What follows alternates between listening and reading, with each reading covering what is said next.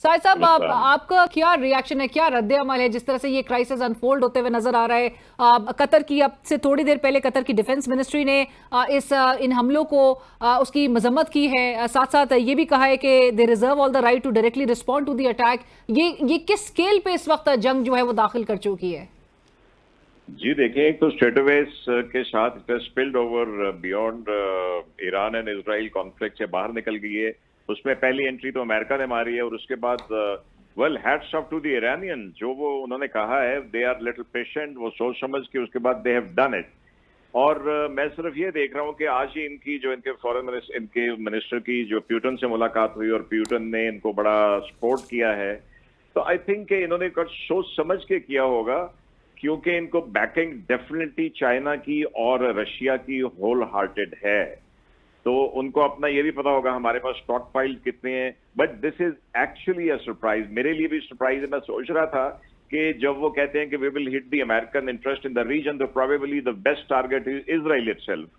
लेकिन फिर वही बात आ जाती है कि अगर किसी पड़ोसी ने आपके दुश्मन को जगह दी हुई है तो फिर ये तो होगा। तो this is spilled over and reminds me of Henry Kissinger's about 12-13 years back before he passed away. I can hear the drums of the Third World War beating. अगर इसको कंटेन ना किया गया तो I think it's going to get very serious, और इसके impact सबसे पहले हमारे ऊपर होगा।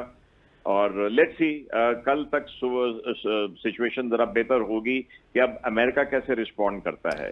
तो बट मैं ये साहिब साहब, आपको जी लग जी रहा है कि इज दिस इट, ईरान की तरफ से ये जो बेसिस अटैक इन पे किया गया, ये काफी था, या ईरान फर्दर एक रिस्पॉन्ड करते हुए दिखाई दे सकता है? क्योंकि अमेरिका ने जिस तरह से बावजूद इसके कि ईरान की तरफ से पहल नहीं की गई थी, ईरान को जब कहा जा रहा था कि वो अमेरिकी एसेट्स को निशाना ना बनाए, तो ईरान उस चीज को कंप्लाई करता हुआ उस हद तक नजर आ रहा था जब तक अमेरिका ने ऑपरेशन मिडनाइट हैमर लॉन्च नहीं कर दिया।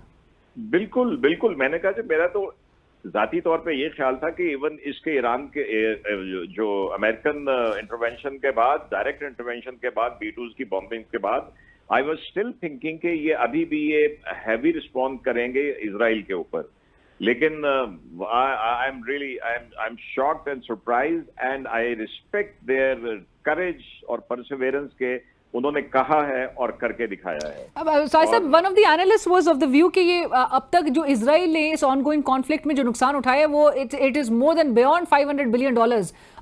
क्या अमेरिका फर्दर चाहेगा कि इस पर, इस रिटेलिएशन के रिस्पांस में फर्दर हमला करके वो मजीद ईरान को दावत दे कि ईरान जो है वो फिर एक मुंह तोड़ जवाब दे? जी बिल्कुल, जो देखें ये इसके लॉन्ग टर्म इफेक्ट तो इसराइल के ऊपर बहुत ज्यादा होंगे।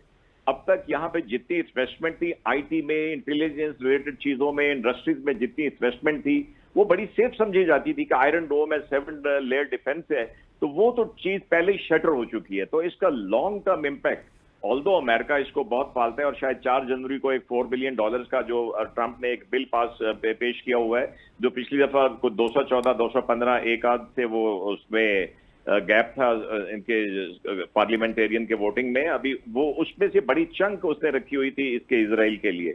लेकिन I think it's going to hit Israel very seriously in the long term.